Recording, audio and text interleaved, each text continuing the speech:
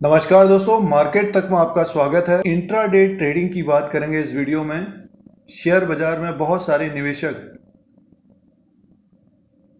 Intraday trading segment को जानना चाहते हैं, समझना चाहते हैं। ज़्यादातर निवेशक इंट्राडे ट्रेडिंग में इच्छुक होते हैं दोस्तों, तो इसी की बात इस वीडियो में करेंगे। इंट्राडे ट्रेडिंग क्या है? जैसे कि भारत के जो शेयर बाजार हैं, स्टॉक मार्केट है, हफ्ते में 5 दिन खुलता है। किसी दिन अगर छुट्टी हो गई, हॉलीडे हो गया, तो उस दिन बंद रहता है market. Monday to Friday stock market Bharat का खुलता है और टाइमिंग जो है 9:15 से 3:30 बजे के बीच। निवेशक इन्वेस्टर्स बाय एंड सेल करते हैं, डिलीवरी में भी और इंट्राडे में भी। इस वीडियो में इंट्राडे की बात करेंगे, तो एक ही दिन में शेयर को खरीदना और बेचना,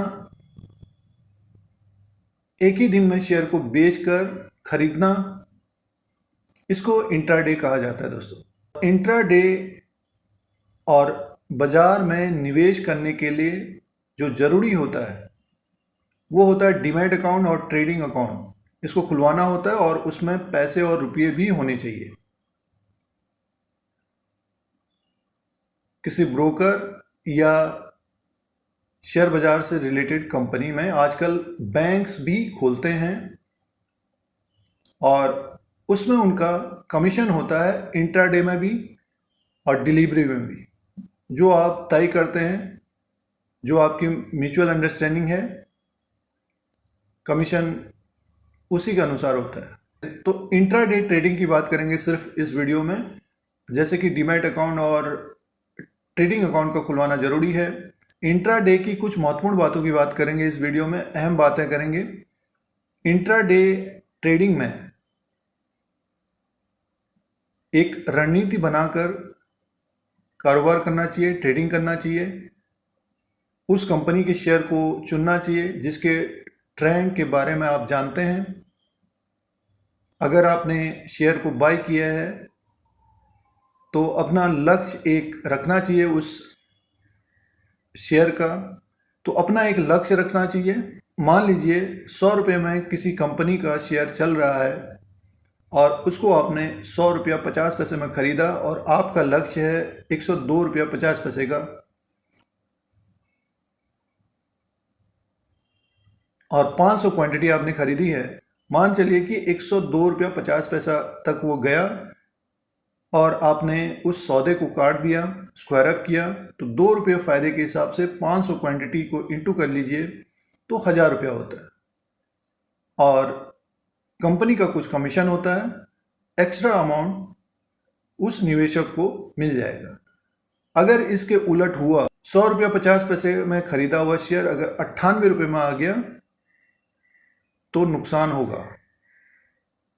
तो उसके लिए होता है दोस्तों स्टॉप लॉस।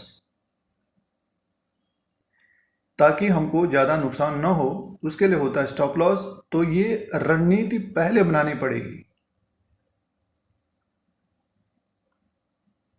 बहुत सारे निवेशक बाजार में जाते हैं और ख़रीद लेते हैं सुबह मॉर्निंग में और शाम तक उसका इंतज़ार करते हैं। कभी कभार उनको फ़ायदा भी होता है, बेचते नहीं हैं लालच की वजह से।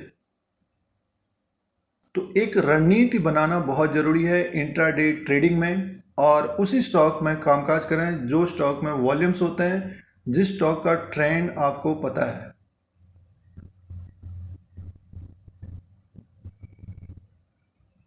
और दूसरा पॉइंट ये रहेगा कि इंट्राडे में बहुत ज़्यादा स्टॉक्स में ट्रेडिंग नहीं करना चाहिए। 2-3 शेयर का सिलेक्शन करना चाहिए जिसमें लिक्विडिटी हो, टेक्निकल के हिसाब से, पिवट लेवल के हिसाब से ट्रेडिंग करना चाहिए।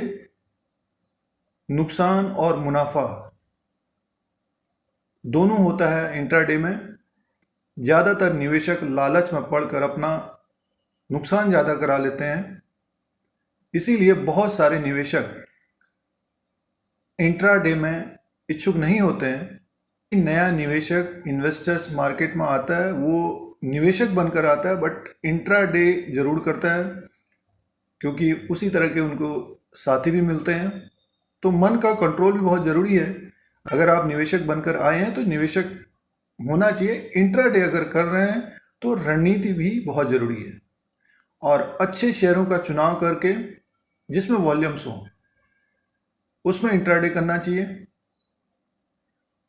अगला पॉइंट ये रहेगा कि इंट्राडे ट्रेडिंग में भी उछाल और गिरावट बहुत तेज़ी से आता है, इसलिए ज़्यादा लालच नहीं करना चाहिए। और जो महत्वपूर्ण पॉइंट है, अहम बात है, स्टॉप लॉस। ट्रेडिंग में जो विपन है बचने का वो है स्टॉप लॉस एसएल। जो निवेशक एसएल के द्वारा कारोबार करते हैं